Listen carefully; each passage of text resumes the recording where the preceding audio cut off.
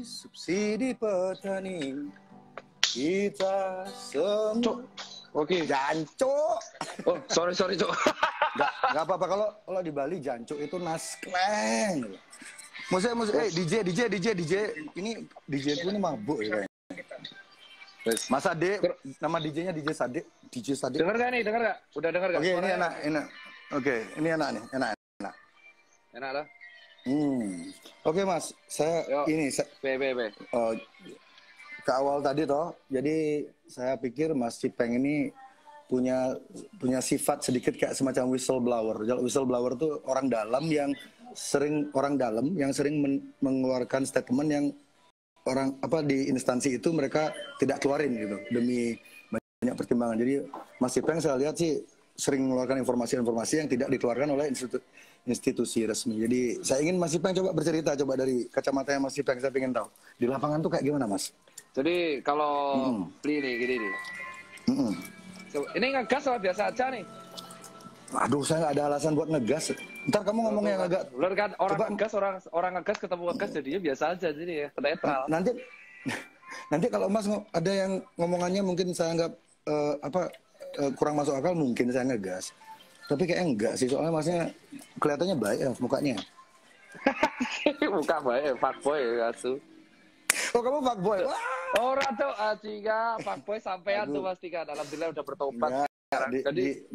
Di era saya nggak ada istilah fuckboy. Dulu namanya Angelo. Oke Mas, silakan Mas. Oke. Jadi thank you Simply. Jadi kalau yang kesempatan di lapangan itu yang nggak disorot sih yang pertama adalah yang aku akuin sih itu tingkat kelelahan tenaga medis. Benar begitu ya Pak Dokter ya? Oh ya, tingkat kelelahan suara dokter. Jadi saya sudah siapin banyak data. Anjir, bawa berkas. Nggak boleh kalah, kita bawa berkas. Ada berkas nggak? Wah, nggak bawa, kita kalah coy. Jadi kalau yang pertama itu tingkat kelelahan. Iya. Tingkat kelelahan. Berarti mayoritas tenaga medis yang gugur tuh mayoritas lelah toh? Nah bukan, kalau yang gugur kemarin itu, gua kemarin baca sih. Kalau yang dilakukan lo tanya Mas Beli kan, Mas Beli itu piye cok? Mas Jerry ya, kan, beli Mas Jerry aja. Jadi Mas Jerry kan tanya yang di lapangan kayak apa. Yang pertama tuh jujur hampir banyak orang yang anak muda tuh kelelahan kalau yang muda. Karena kan yang kita kan di garda depan, garda terakhir sih. Dan kedua tuh sudah banyak pasien nggak jujur. Iya, nggak jujur. Banyak pasien nggak jujur. Dan yang ketiga. Dalam konteks apa Mas nggak jujurnya itu? Jadi nggak jujur mereka ini rata-rata tuh mereka ada gejala COVID, pernah mereka datang ke tempat COVID tapi nggak mau ngaku karena jujur mereka tertekan. Nah jadi kalau omongannya psikologi itu memang benar karena mereka tuh tertekan nggak mau ngaku. Mereka karena tertekan mereka nggak mau ngaku karena takut di sinis, takut di stigma. Ya kayak stigma kita ke HIV lah. Nah yang ketiga yang jarang banget kesorot itu adalah selain APD ya, kalau APD orang udah pasti tahu lah, APD pasti nggak tahu. Itu banyaknya media-media yang memplesetkan statement dokter sih. Dibawa ke arah mana Mas? Ada mengikuti narasi tertentu nggak? Kalau yang paling parah sih kemarin sih, itu kalau nggak salah Ketua ID ya, Pak Daeng ya. Ketua ID, Pak Daeng, Ketua ID, Ketua PBID itu kemarin kan sempat diwawancara oleh salah satu media. Bagaimana bentuk distorsi informasi yang nyampe ke publiknya? Coba. Kalau jelaskan. pada waktu itu sih, kalau nggak salah Ketua PBID kemarin Dr. Daeng itu mengatakan, kalau nggak salah ya, itu dia mengatakan kalau tes massal itu nanti yang kemungkinan kecek itu akan banyak, jadi hasilnya bisa meningkat.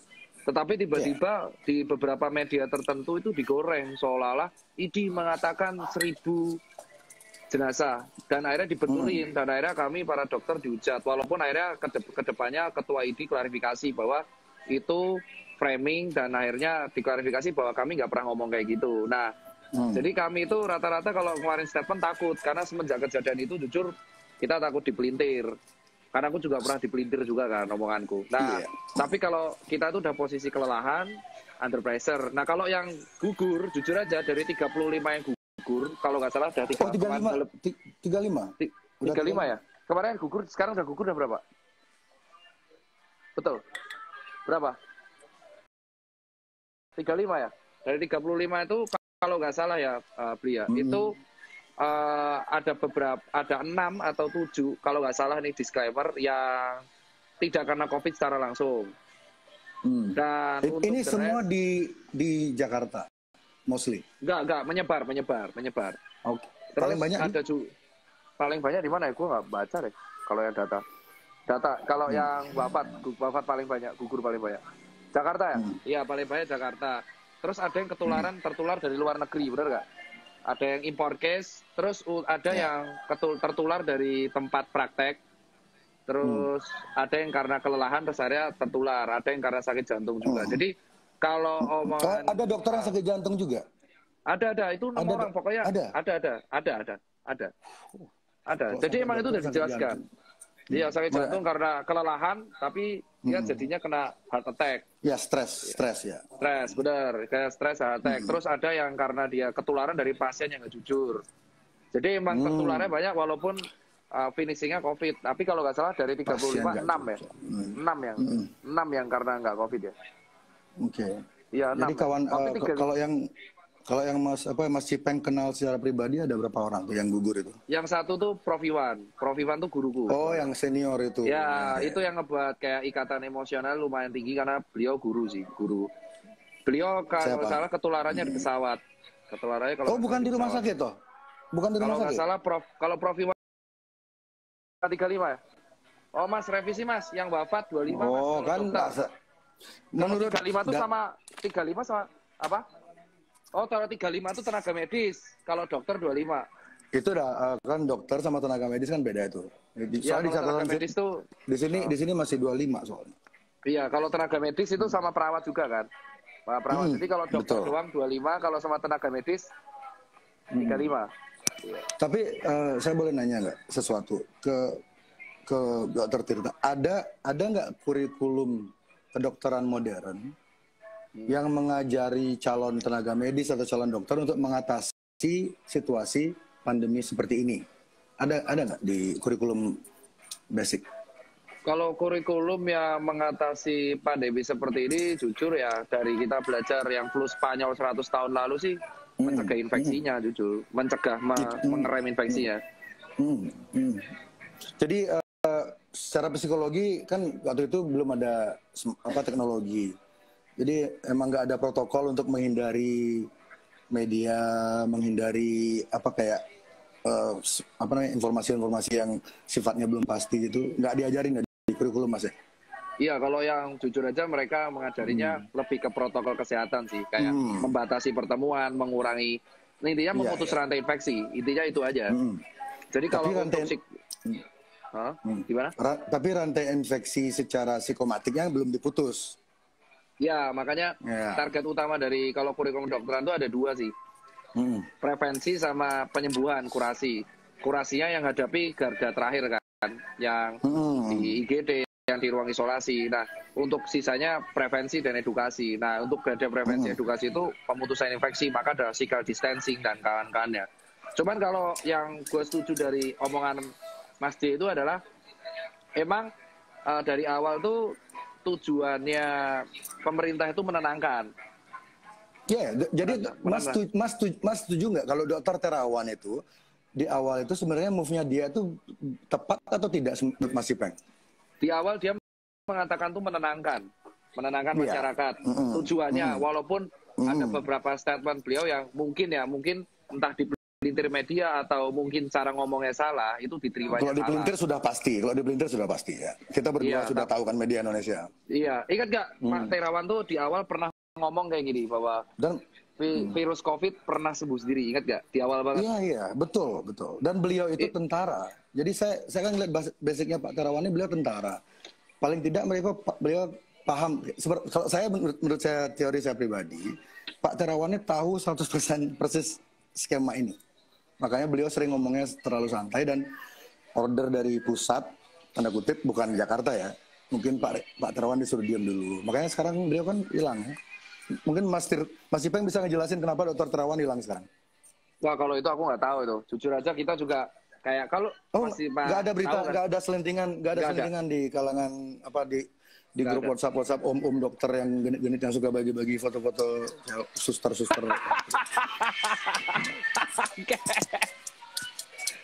Nggak ada. Nah, Oh, kayak nggak pernah ya kak. itu grup WA tidak pernah masuk grup WA siapa nih? Aku udah pasti. Mas, umurnya Mas Ipang berapa umurnya? Aku separuh umurmu Mas, aku 28, dirimu 50 kan. Anjing. Jancuk. Masnya baru 28. Oke. Dirimu 40 kan. Kalau bahasa Inggrisnya gini, apa Mas tuh kayak wine. Makin tua tuh makin gak ada yang beli karena mahal. Nah, dirimu laku tuh. Aku 43 Mas, weh. Wong Jember istriku loh. Oh iya makanya. Jember piye, Bos? Itu Jember campur itu keju-keju. Mas, kalau Mas Ipeng udah berkeluarga loh? Iya. Di Jakarta semua keluarganya? Enggak ada. Kalau aku kebetulan jujur aja ada nggak ada kebetulan Mas. Di dunia ini nggak ada yang kebetulan. Peter juga kok ya. Kalau aku anak ada di Jogja anak. Oke. Nggak perlu dijelasin banget. Soalnya saya takut dicari orang-orang pedofilia nanti lokasi anak-anak. Nggak, soalnya gerakan pedofilia ini nanti di ujung pembicaraan ini kita akan menuju ke sana. Dan ini ada korelasinya dengan COVID ini. Nanti saya cerita ke sana. Ini masih panjang ini bro. Nanti ini ada hubungannya. 2 jam cukup di 2 jam, makanya ini kayak gini nih. Kurang sih. Kalau stok saya sih ada untuk 3 tahun sih. Belum tahu. Kita tuh pertama kali ngomong tentang ini ya, tentang gugurnya petugas medis. Kan waktu itu saya bikin statement waktu pilpres kemarin itu ada ratusan ya yang meninggal ya pilpres petugas di pemungutan suara, dan itu nggak jelas kan sebabnya apa, terus beritanya juga simpang siur. Itu saya pikir ya itu kan sebuah konspirasi. Itu kita sepakat nggak kalau kematian wafatnya petugas TPS waktu itu di Indonesia adalah sebuah konspirasi, itu sepakat nggak, Mas? Kalau konspirasi apa aku nggak tahu, cuman kalau wafat konspirasi politik ya bisa jadi konspirasi politik di Indonesia. Ya bisa jadi karena wafatnya banyak banget ya, dan pahlawan itu. Dan beritanya nggak ini kan, nggak jelas, kayak ada sesuatu yang kayak menghalangi orang-orang tahu apa yang sebenarnya terjadi. Itu nggak perasaannya Mas pilpres kemarin? Masnya milih siapa? Apa? Masnya milih siapa? Kalau aku pada waktu itu jujur aja Pak, nggak sempat milih Pak karena di Jakarta saya dapilnya di Jateng Pak. Sama. Saya waktu itu nggak bisa milih soalnya barangnya bagus banget Mas. Males milih.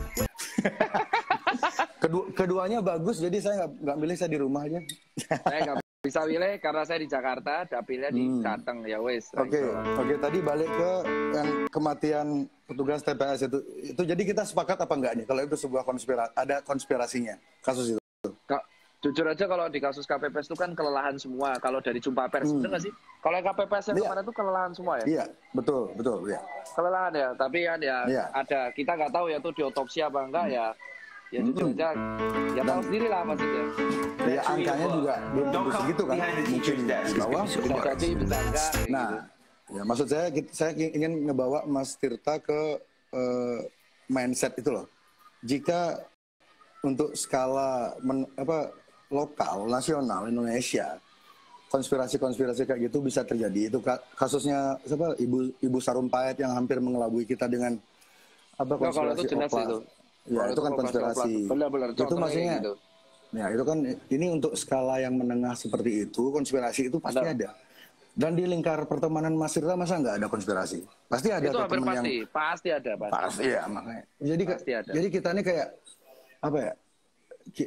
Jadi yang saya lihat narasi besar dari mainstream media sejak Dedi pas saya ngangkat masalah teori konspirasi itu mungkin tidak terdeteksi oleh radarnya mainstream media.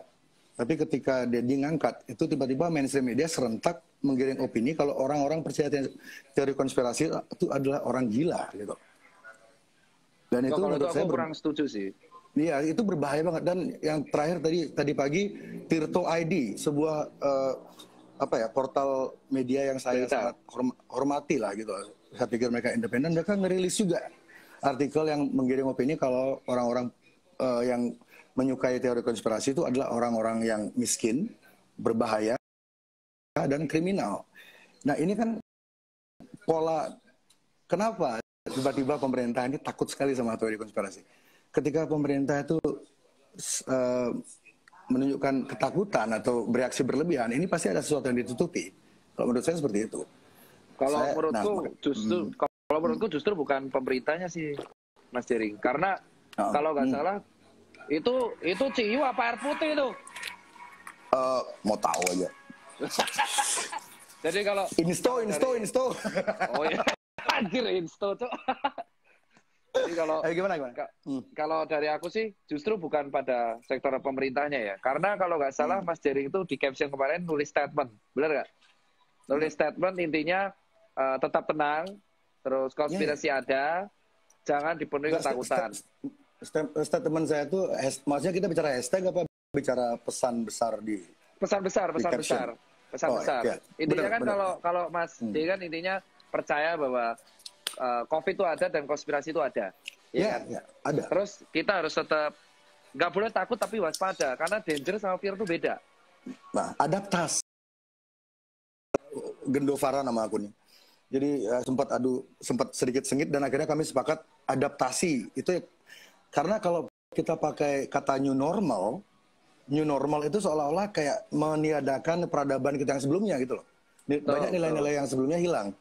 Kalau adaptasi nilai lama tuh masih dipegang, cuman caranya agak beda gitu. Jadi pemilihan kalimat ini, karena pemilihan kalimat ini diksinya arahnya beda gitu. Betul. Oke, jadi tadi Mas Cipeng mau ngomong apa tadi? Jadi kalau aku yang pengen saya itu adalah malah menurut dugaanku tuh konspirasi itu ada untuk meningkatkan awareness. Aku setuju kalau soal itu. Karena ada beberapa statementmu yang setuju. Iya, kalau statementmu yang satu-satunya aku nggak setuju itu cuma satu, Mas. Intinya itu yang mengatakan satu-satunya jelas satu. Gimana sih? Kamu udah bilang satu-satunya, nggak usah bilang cuma satu. Nggak efektif banget sih jadi dokter. Ya satu-satunya. Gila, tuh. Silakan, ayo. Jadi kalau data nih. Satu nih, pokoknya satu doang. Itu soal penyebab kematian. Itu doang. Karena kematian itu yang terjadi di tenaga medis, itu nggak ada yang kelelahan. Mas Cipeng yang nggak setuju yang mana? Yang statement saya mana? Statementmu yang di caption yang sebenarnya yang pertanyaanmu kan yang bisa bisa jadi karena kelelahan atau kelelahan. Nah itu karena kurang setujunya di mana?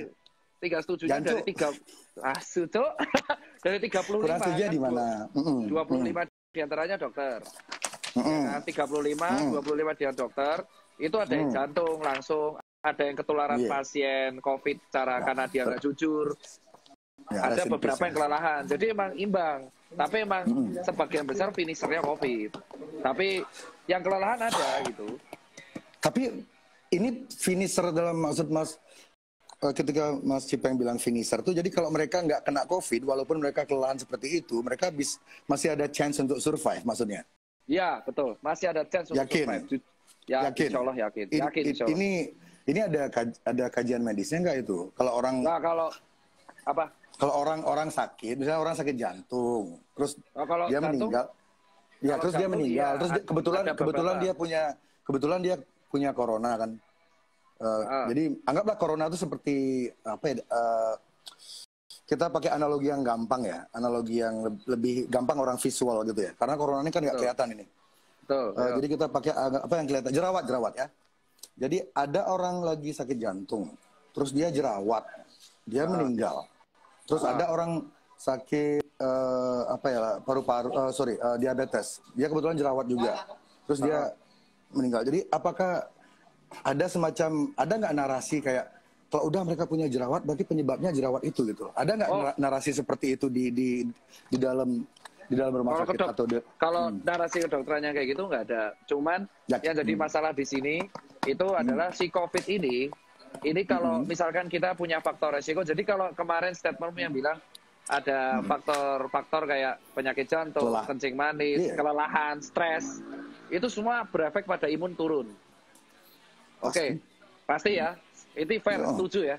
Stres, psikologi. Dapat WhatsApp kurang enak dari istri aja kita langsung drop ya.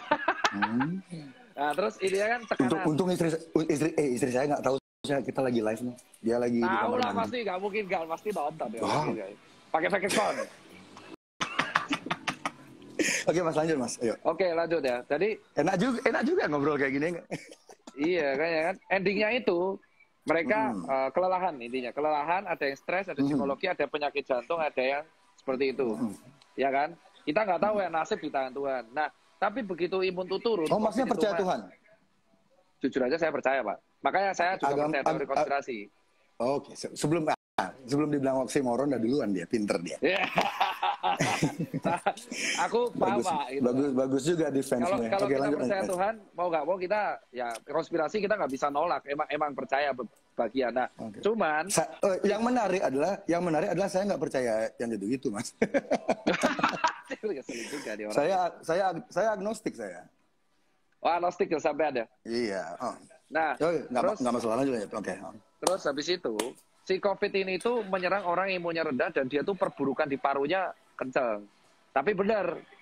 Dan perburukan rendah. Dan ini statement ya dari analoginya. Aku ketemu ketua BNPB Pak Doni dan aku ketemu beberapa orang. Mereka mengatakan yang dihadapi tenaga medis, tenaga medis sekarang itu baru 20%-nya yang memiliki gejala. Dari seluruh Indonesia. Ini dari mappingnya pakai Indonesia ini.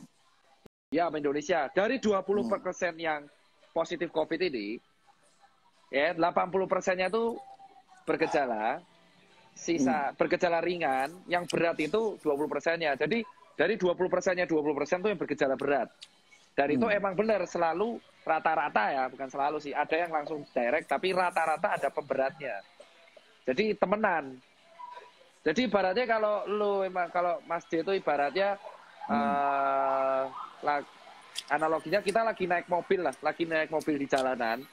Okay. Tapi ban kita itu sebenarnya alurnya itu udah halus alurnya udah halus bahaya ya. Udah bahaya sebenarnya harusnya. COVID ini oli nih berarti. Ya betul, COVID-nya olinya. Nah, COVID-nya olinya sisanya tergantung antibodinya. Kalau antibodinya itu kuat, ya dia selamat, survive. Ya kalau dia naik mobil, kalau dia naik mobil kekencangan dan kena oli dan bannya halus, oke, dia kelar. Makanya kalau berarti oke. Bang, jadi kalau statementmu yang kemarin mengatakan emang COVID itu nggak sendirian untuk menyebabkan kematian, itu aku setuju. Karena di beberapa kasus sebagian besar pasti kalau nggak ditemenin jatuh, hipertensi, tekanan darah, benar kan Pak Dokter? Ya di Italia itu kan yang paling jadi contoh kasus yang paling jadi yang membuat orang sangat ketakutan di seluruh dunia ini kan kasus Italia itu sebenarnya kan karena kalau di Cina mungkin orang agak mikir ya kan salahnya mereka kayak gitu, mereka makan kan waktu itu masih konsensus publiknya waktu itu masih itu berasal dari Batman gitu. Betul. Padahal Bruce Wayne nggak pernah bikin virus. Ya terus lalu ketika yang kasus Italia itu meledak dan itu menjadi kayak cerita horor banget bagi seluruh dunia, orang langsung ketakutan banget kan. Tapi yang orang-orang jarang yang saya lihat di mainstream media jarang banget, bahkan tidak pernah di Indonesia mengangkat lebih dalam lagi tentang kasus di Italia adalah 99% yang meninggal di Italia itu usianya di atas 60 tahun, elderly. Iya. Ya, elderly. 99% loh. Jadi elderly. Udah tua, dan dari 99% itu dari yang meninggal itu 98, sekian hampir 100%-nya itu memang sudah kritis. Dan kualitas udara di kotanya Mas yang banyak yang meninggal itu? Daerah utara Italia kan, lupa Milan ya. Bukan. Jadi di sana kualitas udaranya itu hampir sama dengan di Wuhan. Jadi memang di sana tuh coba Mas cari kalau ada waktu ya, Mas googling angka kematian di Italia di kota yang sama tahun sebelumnya dan tahun sebelumnya nggak jauh beda kok sama tahun ini. Cuman sekarang karena difabrikasi beritanya, dibumbu-bumbuin, angkanya ditambah nolnya 1 atau ditambah komanya dikurangin segala macam, menimbulkan kepanikan massa. Padahal teman-teman saya di Italia pada bilang, tahun-tahun sebelumnya juga kematian di sana Waduh. mungkin agak tinggi tahun ini. Jadi kematian di kota Italia itu mungkin tahun ini ada peningkatan tapi sedikit. Dan itu pun mungkin karena stres, karena semua orang ke rumah sakit. Jadi orang-orang tua ini, para manula ini tidak mendapat perhatian serius dari yang seharusnya gitu. Karena terlalu banyak orang stres. Balik lagi ke ilmu psikomatik tadi. Karena karena mereka tiap hari nonton TV, lihat handphone, COVID, masuk ke otak mereka tuh membentuk kayak realita gitu loh, berusaha membuat situasi itu benar ada. Dan itu jadi orang berbondong-bondong ke rumah sakit, jadi mereka sesak nafas ke rumah sakit. Nah, itu. Ini iya. Oke, jadi kalau aku motong nggak apa-apa ya? Dapat kan ya? Dapat. Paham kalau. Ya. Nah, di sini kita tektokannya sekarang. Silakan, Mas. Jadi aku motong nggak apa-apa kan, Bli? Ntar lu. Karena aku tahu ini Mas arahnya kemana. Bagus ini. Ayo. Iya, jadi yang pertama, pokoknya kalau dari awal tuh aku kalau yang di komen ya, aku lurusin karena netizen banyak tanya debatnya mana. Jadi di sini tuh nggak berdebat. Aku terakhir ke netizen. Kan udah diskusi judulnya. Iya, ini diskusi. Jadi awal mulanya itu adalah aku tertarik jujur aja kalau soal konspirasi yang aku keberatan cuma soal alasan. Itu aja. Tapi kalau yang kedua, kalau soal yang namanya narasi media, itu ibaratnya kayak gini, Mas. Aku neranginya biar netizen paham. Orang naik motor ada potensi kecelakaan, ya kan? Baru tadi saya mau ngomong gitu. Oke, lanjut. Iya. Ada orang naik motor potensi naik kecelakaan, dan kecelakaan angka kematiannya juga tinggi. Oke kan? Nah, tapi kan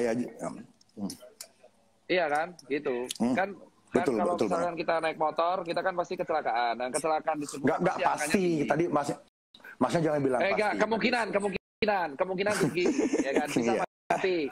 Dan angka kecelakaan saya dulu sempat lama kerja di media soalnya, Mas. Jadi saya hati-hati ngomongnya. Terus yang terjadi adalah kalau kita naik motor belum tentu kita mati kan. Kalau kita pakai helm dan kawan-kawan. Kamu kemarin naik motor, Dek? Masih hidup? Teman saya kemarin naik motor masih hidup. Kapan mati? Anjir, amit-amit, Cuk. Nah, orangnya nggak ada, itu imajinari friend. Lanjut, Mas. Nah, kalau yang Mas Cipeng. Kalau misalkan yang terjadi di COVID itu seperti ini, orang COVID itu berbahaya, danger, emang ada, bener, resiko ada COVID. Yang paling penting adalah orang kalau kena COVID belum tentu mati, bisa selamat. Nah, 99%. Nah, narasi ini kenapa saya mau melakukan ini live Instagram ini sama Mas Ipeng, karena saya tahu Mas Ipeng itu arahnya ke sana. Ini kayak kita nih musuh kita berdua sama. Ya emang COVID loh, COVID dan jujur aja. COVID dan narasi. Ya narasi. COVID kan udah musuh bersama ini. Saya berdua yang akan kita dalami di sini ini.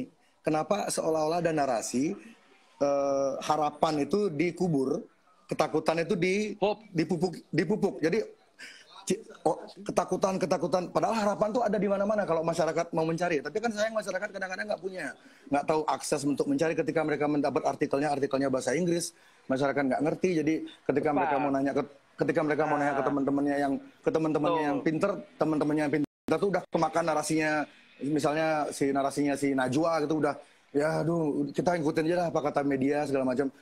Susah tuh. Kan orang-orang yang anti teori konspirasi ini kebanyakan dari menengah ke atas. Kalau kita jujur ya. Betul. Orang-orang yang tidak setuju sama teori konspirasi ini kebanyakan orang-orang yang sudah nyaman. Betul. Jadi mereka tuh mikir, ngapain sih kayak gitu-gitu dipikirin, udah yang penting hidup kita tetap di bubble yang sama itu, di gelembung itu gitu. Mereka nggak mau jauh-jauh. Otoritas bilang A, C. Ya. Jadi ini menggoreng itu ya, yang sembuh-sembuhnya itu ya, penggorengan itu ya. Betul. Jadi terus aku jujur aja kalau yang kita di sini tuh ada beberapa kelurusan dan kesamaan, ya kan? Nanti aku bakal bilang yang nggak setuju di Mas J pasti ada juga, dan Mas J pasti ada beberapa yang nggak setuju di aku. Harus kalau gitu, Mas. Sini, kita kesimpulan sama nggak? Kenapa kok orang stigmanya negatif banget sama COVID? Sampai pasien nggak jujur, sampai pasien itu takut banget ngaku.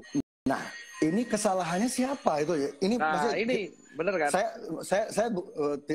Saya tidak suka bukan hobi saya nyalah-nyalain orang, tapi ini kan bukan masalah saya pribadi ini. Ini menyangkut kehidupan satu negara, mungkin satu bumi mungkin ya.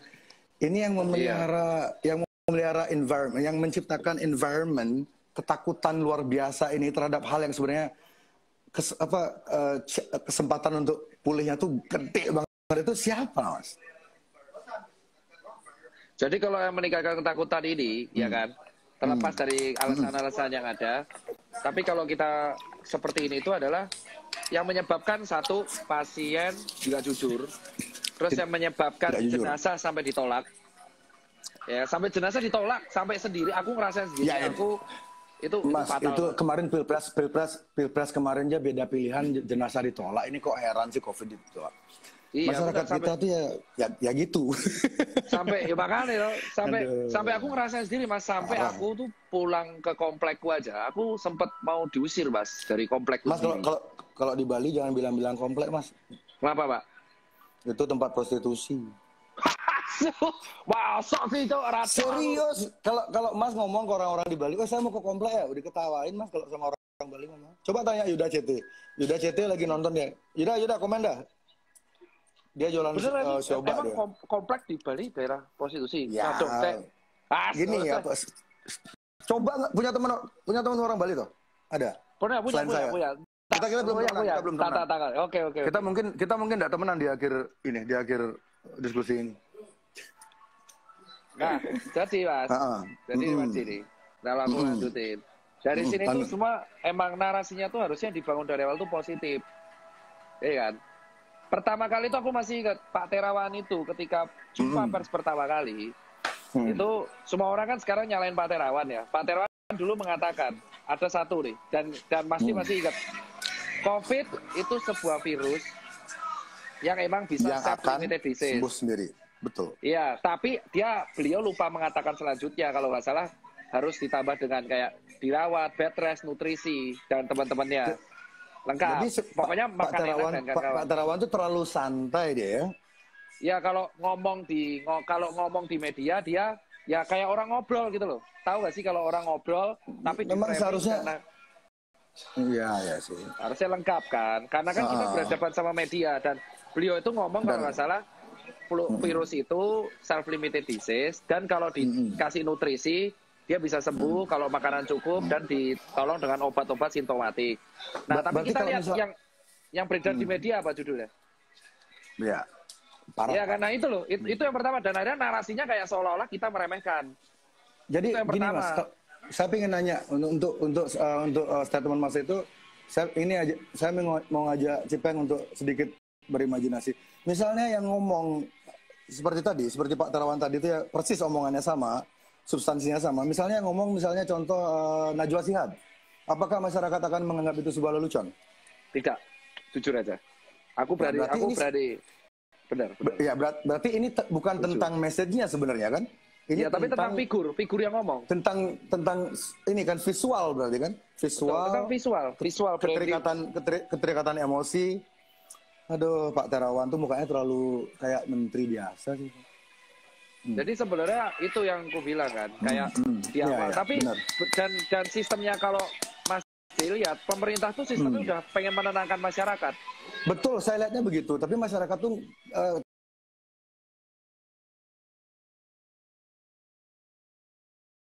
agak sedikit over gitu loh. Kayak terlalu nyari-nyari kesalahan, terlalu menggali-gali kesalahan, tapi mereka lupa kalau sampai akhirnya tuh kalau pemerintah nenangin, itu di counter pasti sama siapa? Sama data yang disebar di media. Ini datanya dari mana asalnya? Datanya tuh contoh ketika kita pengen menenangkan masyarakat, let's say mengenai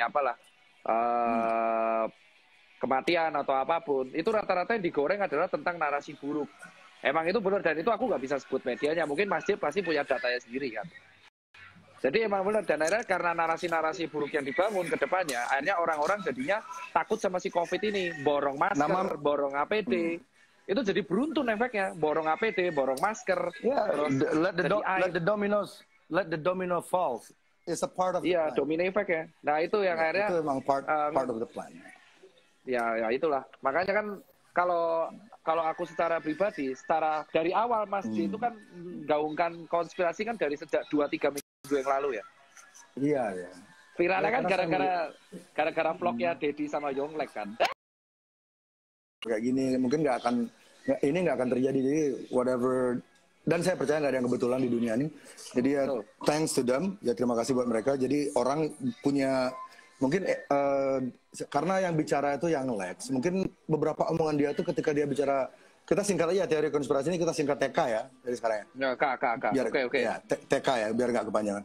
Jadi ketika yang Lex bicara tentang TK, meskipun ada beberapa poinnya dia tuh benar, tapi orang tuh susah untuk, sama ada kasusnya seperti Pak Terawan yang tadi bilang itu. Ketika Terawan orang ngomong gitu dengan figurnya dia yang agak, meskipun beliau tentara segala macam, dan saya yakin Pak Terawan itu tahu lebih dari orang-orang lain ketahui, cuman dia tidak boleh membagi informasi itu.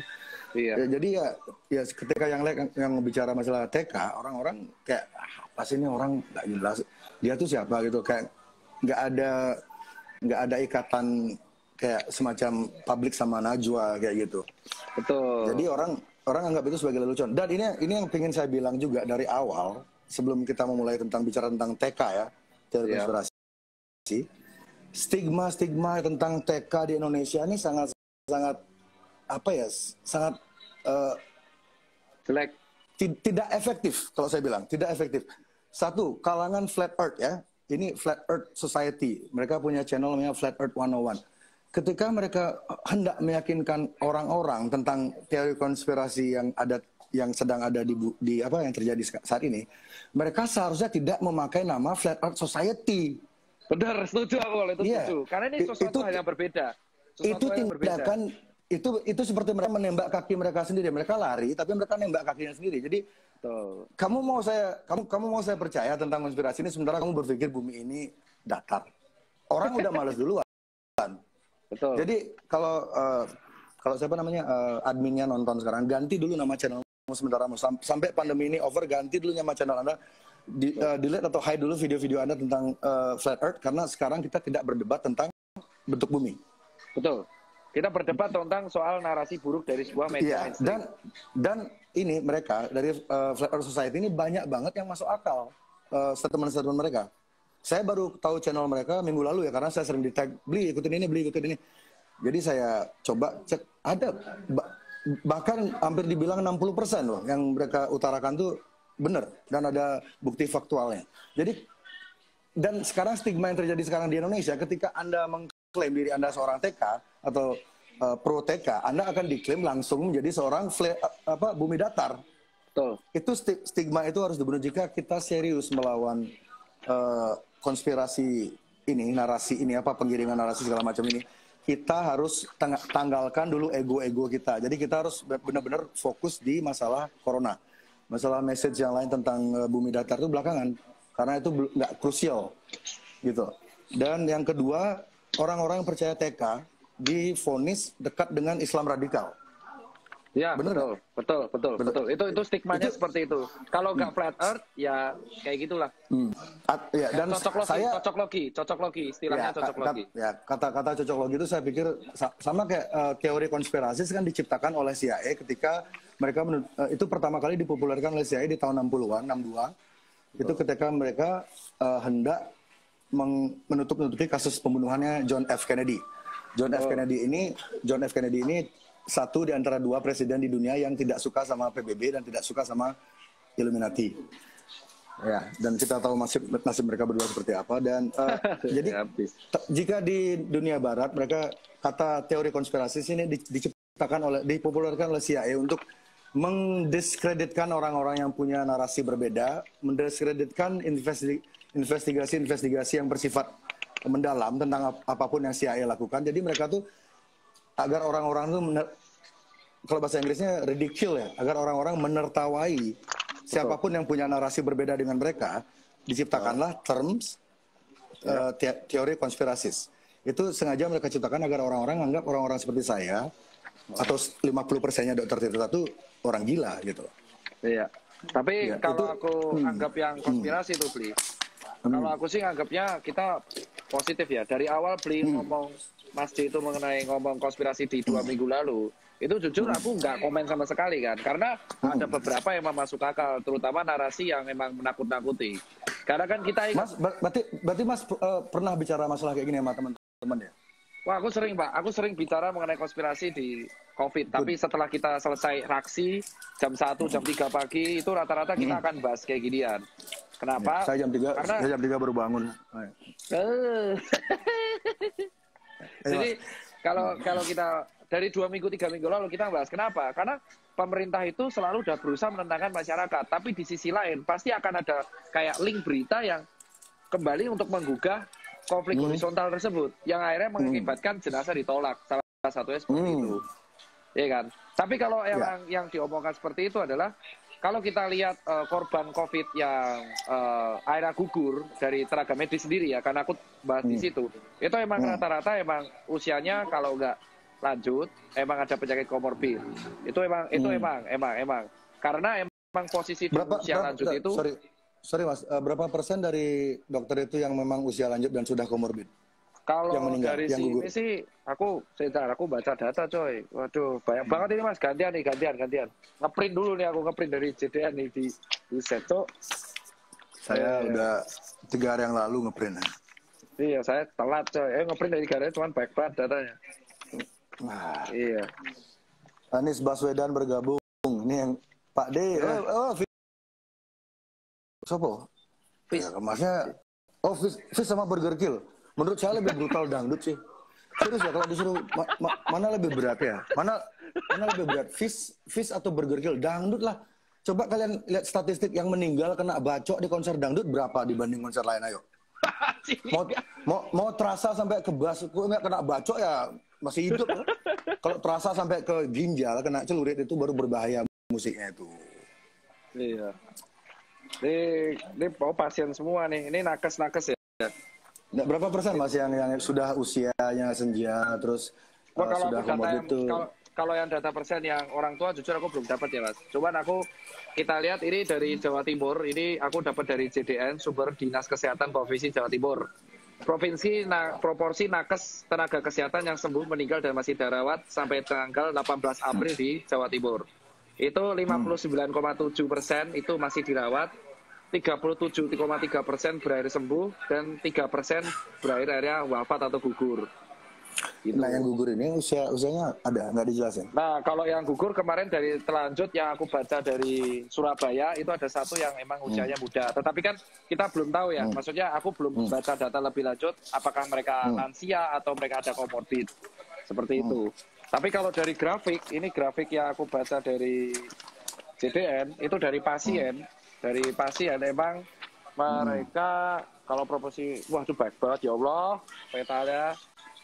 Maksudnya percaya Tuhan loh. Iya benar. Nah kalau saya juga percaya, cuma namanya semesta. Iya betul semesta. Jadi kalau yang meninggal di distribusi pasien yang COVID meninggal berdasarkan penyakit peserta itu yang tidak ada komorbid jujur 34%. 34%. Itu tidak ada komorbid. 34 total ini kota ya. Ini total, tapi yang sampai tanggal berapa? Tadi mereka survive kan mereka. Selamat ya. Iya seminggu yang lalu. Jadi jujur aja emang kalau COVID yang meninggal tanpa penyerta itu jujur masih lebih besar daripada yang nggak ada komorbid. Tapi emang kalau dari segi usia belum bisa dibandingin ya. Iya. Ada. Soalnya, tapi kita ada, sambil nunggu data ya aku. Ya ini dia. Nah ini di daerah mana? Ini persen Jakarta ya. Yang meninggal ini. Di mana Mas? Jadi kalau yang di Jakarta ya. Kalau di Jakarta distribusi pasien COVID-19 yang meninggal berdasarkan usia ini jumlah kan bukan persen kan. Itu yang usia di atas 60 tahun 71 orang. Terus di atas 60. tinggi, berarti di atas 60. Bentar loh. Di atas 60 ini kan bisa 80, bisa 99 gitu kan? Iya, betul. Soalnya saya lihat ada sedikit seperti permainan statistik untuk nakut-nakutin orangnya ada. Pemerintah bermain di usia itu loh. Jadi usia 15 sampai usia 65 itu dimasukkan di satu kategori. Itu kan bias banget di sana. Ya kalau yang di sini itu kalau ini aku pecahin ya di usia di bawah, di usia di atas 60 itu 71. Terus usia 51 sampai 59 tuh 40. Totalnya pokoknya kalau di sini 144 ya. Ya kan 144 ini data aku kumpulin bareng-bareng tim komunitas JDN ya Pak. JDN tuh di bawahnya PBID. Terus yang 40 sampai 50 tahun tuh 16. 30 sampai 46, 20 sampai 30 tuh 6. Nah, untuk yang di bawah 40 tahun ini kita harus amatin ada komorbid atau enggak. Tapi kalau yang meninggal di atas 40 tahun itu kalau kita total di atas 40 tahun ada 56 tambah 71. Kita persenkan. 56 tambah 71. 56 tambah 71. NXX bergabung. Ini ada situs porno bergabung nih, Mas. Buset. Gimana mau lagi 104 dulu? Ini ngomongin togel ya? Berapa?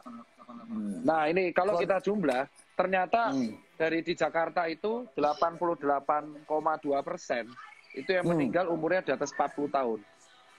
Di atas 40 tahun itu kan bisa 60, bisa 70 tuh. Iya, itu kalau kita proporsi lagi, 40 sampai 50 dia 16.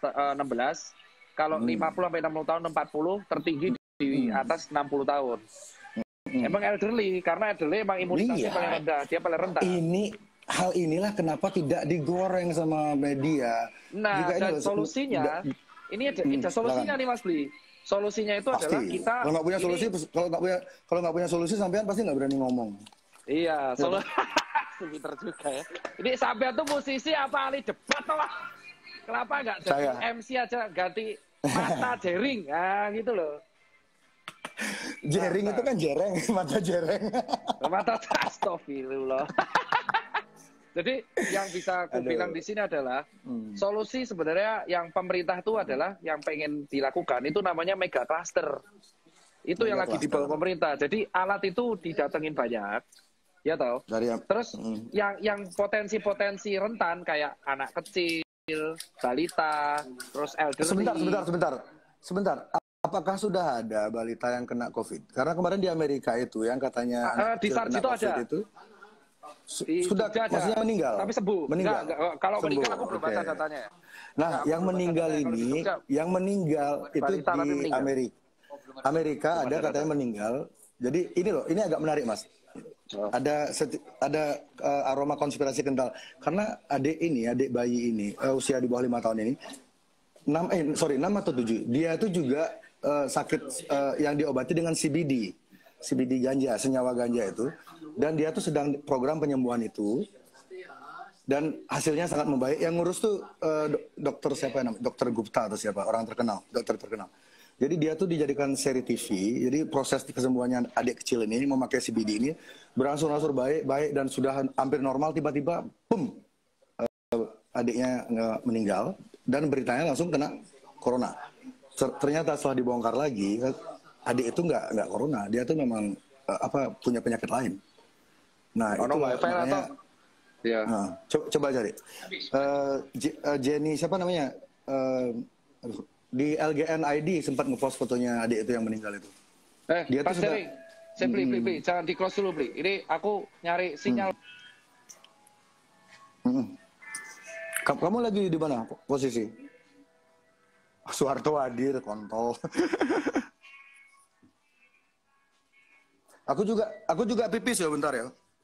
Semoga toiletnya cukup. Oke, udah. Pipis dulu. Oh ya udah, saya pipis dulu. Aku pipis. Aku pakai wifi Cipinang nih. Muat nggak? Cukup nggak? Muat. Buset, toiletnya kecil, muat nggak gimana? Ini Illuminati nih megang. Ini pertama kalinya saya live Instagram kayak gini. Bentar ya. Aku pipis juga.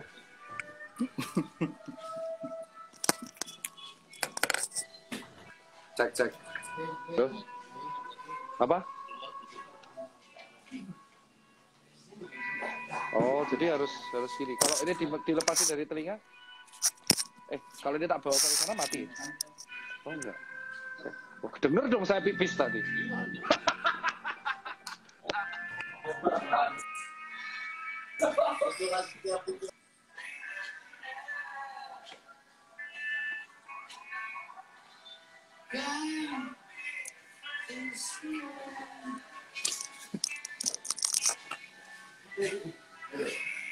Ini komen pipis semuanya kontol.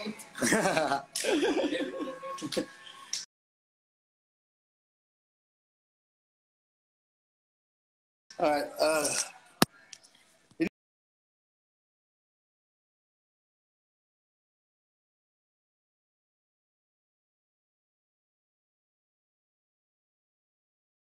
Madam Flaminora.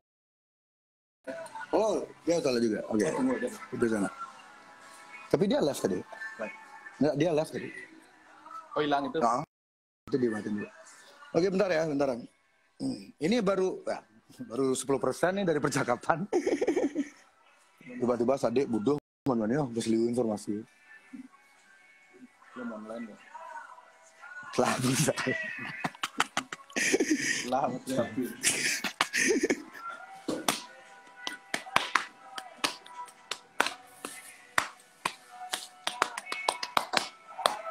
Lukisan itu tolong turunin, Son.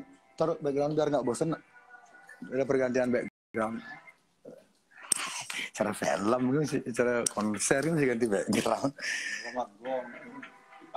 Aduh.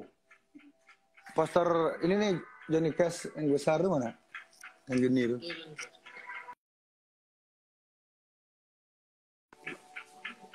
Udah Mas. Dak Juli apa orang? Kamu yang asli apa yang cloningan? Dak, sini Dak. Dak Juli, klaim. Fendi, Harry, dasar nggak punya kerjaan semua ya. Belum masuknya. Juga kan? Kecil.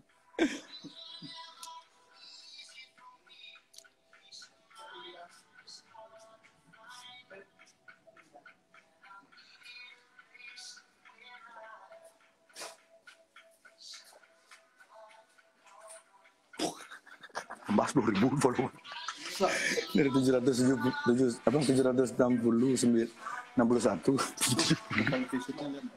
Malah. Berapa tuh? 1,5 juta? 15 juta? 1,5 juta. Bah, dulu di Facebook juga segitu. Kayak lagu Phil Collins.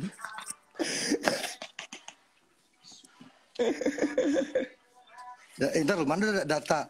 Ini loh, aku dapat data dari orang dalam nih, penting banget nih. Kalau keadaan yoga lah orang dalam.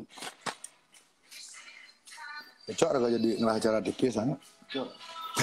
Acara TV pakai ini, jualan baju-bajuan. Kali bintang tamu ya wah.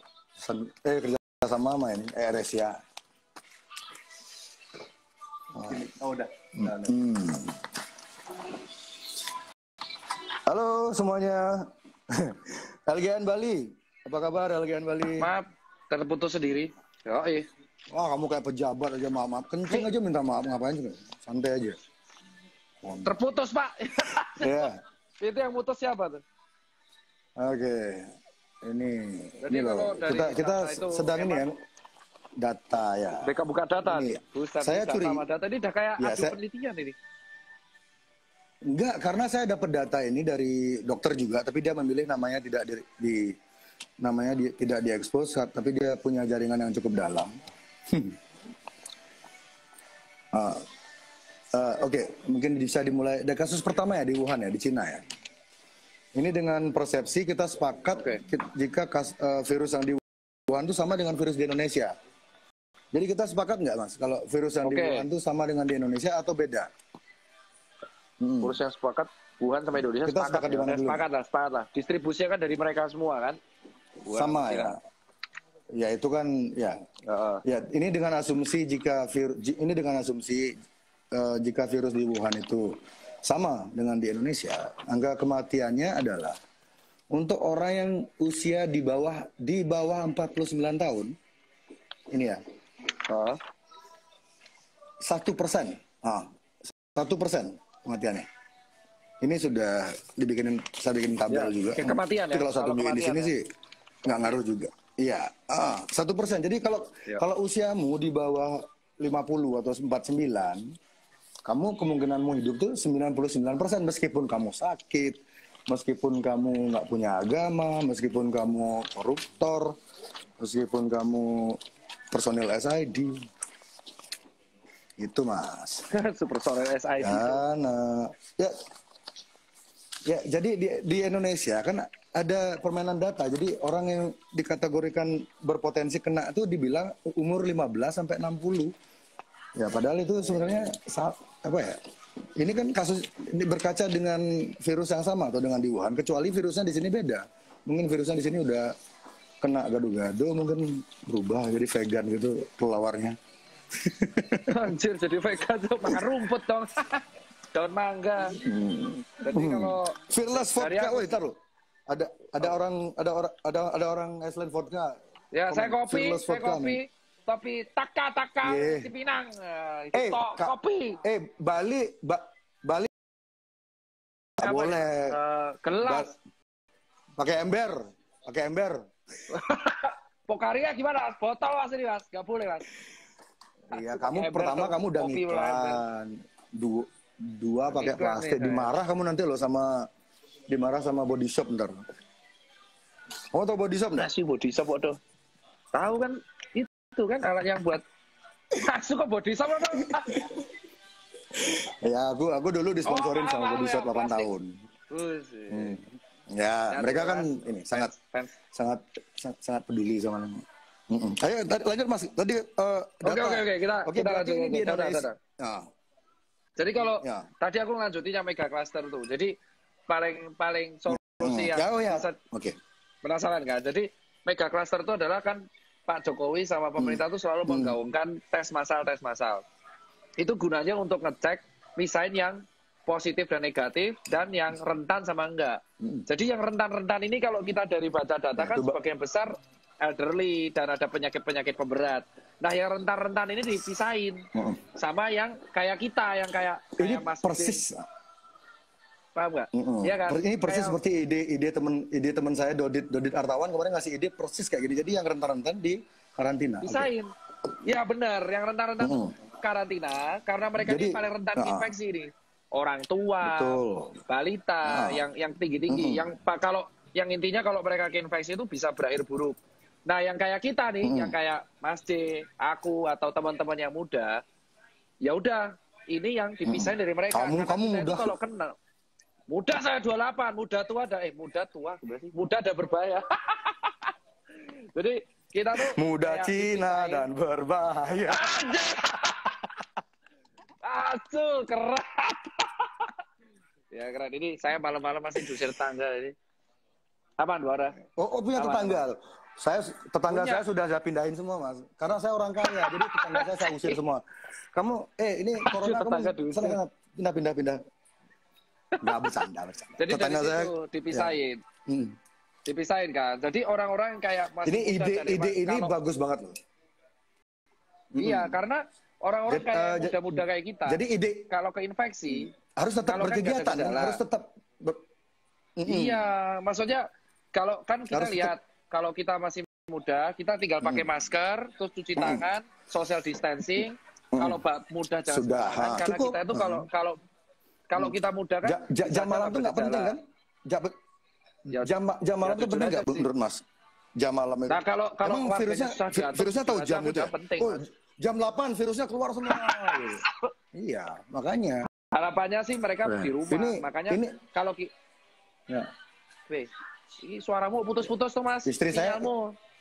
Ya, nggak sengaja. Ini kerjaannya si AI ini disadap. Ini aku yakin kita disadap loh ini loh. Nggak mungkin nggak disadap. Yakin aku 100% disadap. Halo Pak. Siapa namanya kepala bin? Siapa namanya kepala bin? Pak Hendro. Kita ngejam ya 2 lagu 3 lagu gitu. Apa? Pak Hendro Piron. Oke Mas. Terus, tadi habis jadi itu- ide mega cluster. Lanjut silakan. Nah, mega cluster. Jadi tapi yang terjadi di sini adalah ini bisa dilakukan secara tepat kalau misalkan alatnya ada. Tapi kalaupun alatnya nggak ada, ini yang rentan-rentan, ini kita kumpulin. Nah, itulah solusi dari yang rentan itu karantina mandiri. Nah, yang masih kerja kayak kan Betul. yang masih kerja ada yang di jalanan. Ya Nah, untuk yang masih Just kerja, masih lakukan- apapun itu menjaga diri. ya lakukan kegiatanmu dengan normal dengan catatan itu adaptasi tadi sedikit ada Iya. hal-hal baru yang kamu lakukan tapi tidak merubah esensi apa yang kamu lakukan. Jadi kamu tetap bersosial, tetap ketemu orang, tetap kerja, tetap berkarya, tetap korupsi. Yang korupsi mati aja nggak apa-apa. Jadi apa namanya? Jadi ini yang rentan-rentan. Jadi ide mega cluster ini sudah diterapkan di mana? Ide mega cluster ini sudah diterapkan di mana? Belum ya? Yang tracing full terus yang positif negatif dipisahin. Belum kan? Belum. Jujur aja belum. Aku belum terbaca ya, Mas. Aku belum baca kalau ini. Aku belum baca. Pemerintah kita aduh. Telepon Jokowi deh. Jokowi. Aku di handphone namanya dia yang ini paling... Pak Debesi. Pak Debesi. Pak Debesi. Dulu. Waktu dia masih jadi wali kota sempat ngasih nomor telepon. Ya, gimana ini? Ya. Nah, itu Mas. Terus yang kedua, aduh aku lali. Setelah seperti itu, kita yang mega cluster ini, ya. jadi tinggal fokus. Nah, tenaga medis jadi bisa lebih fokus untuk mengurusi Betul sekali. datang ke rumah sakit. Nah, kenapa jadi tenaga medis ini untuk keselamatan semua orang? Karena yang datang ke rumah sakit, karena yang datang ke rumah sakit itu banyak banget, Mas. Dan datang kayak yang bikin orang datang ke rumah sakit banyak-banyak itu siapa? Ayo, kita cari orangnya langsung, tunjuk sekarang. Yang bikin orang ke rumah sakit berbondong-bondong itu siapa? Coba. Ketakutan, Mas. Ngomong dong. Ketakutan. Ya masih tahu ngomong siapa penyebab ketakutan itu siapa? Kau pintar bukan saya kan? Ya? Apakah? Ya. Ya bukan. Bukan saya kan? Kalau itu bukan. Aku setuju kalau di situ. Kan? Nah karena yang kita takutkan Vice Indonesia, siapa lagi Tirto ID itu ASU mereka bilang seolah-olah orang yang percaya teori konspirasi itu malah memperparah situasi. Kita tuh malah mencoba nyari solusi sebenarnya. Ini musuh kita tuh ini loh. Musuh kita tuh punya punya pola loh. Masa kita ngelawannya kita nggak tahu. Ini ada ahli perang Cina, Sun Tzu. Dia punya buku. Jadi dia tuh mengajarkan intinya kalau kamu mau menang perang, kamu tuh harus tahu musuhmu siapa. Kalau kamu nggak tahu musuhmu siapa, ya kamu ngelawan orang yang salah. Kenali musuhmu maka 1000 kali perang, 1000 kali kamu menang. Ya, betul. Itu Sun Tzu yang ngomong ya. Kalau bukan Sun Tzu saya ngomong. Sun Tzu. Ya nggak jadi saya Sun Tzu berarti yang ngomong. Itu binimu Mas binimu join live Mas. Ini mana? Itu binimu udah tak blok. Udah tak blok. Masa aku kemarin nge-gym kan udah gagah. Pulang-pulang nge-gym disuruh beli setrikaan aku asu. Itu. Disuruh beli setrika aku, Mas. Jadi kalau bisa sih, makanya kan ada yang namanya kalau nggak salah tuh karantina mandiri. Jadi kalau misalkan kamu ngerasa nggak enak badan dan kamu masih bisa jalan atau itu, kamu karantina mandiri, makan nutrisi yang banyak. Karena disarankan. Woi, siapa tuh komen love Nora tuh? Sialan. Wah, sikat Mas. Oke, sip. Gimana cara nyikatnya? Nggak kelihatan. Ini sama kayak corona nih, nggak kelihatan. Oh iya benar ya. Nah ini kalau dari sini itu Mas, dari situ itu pemerintah tuh udah mengarahkan kalau misalkan kamu tuh gejalanya ringan